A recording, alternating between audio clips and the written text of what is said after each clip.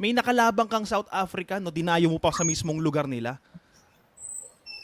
Tama, champ? Hindi, talo ako dun.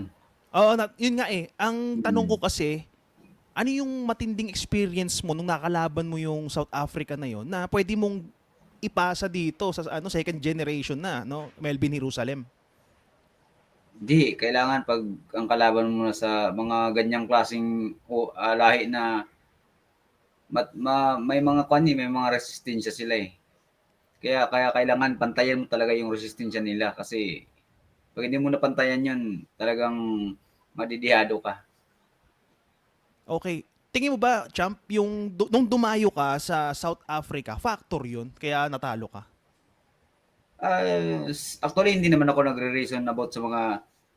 sa mga fights? Pero isa din yun, pero hindi ko naman nire-reason out na kaya ako natalo kasi ganyan ganyan. Pero isa yun siya kasi hindi mo pa kasi nahawakan na kung yung klima nila.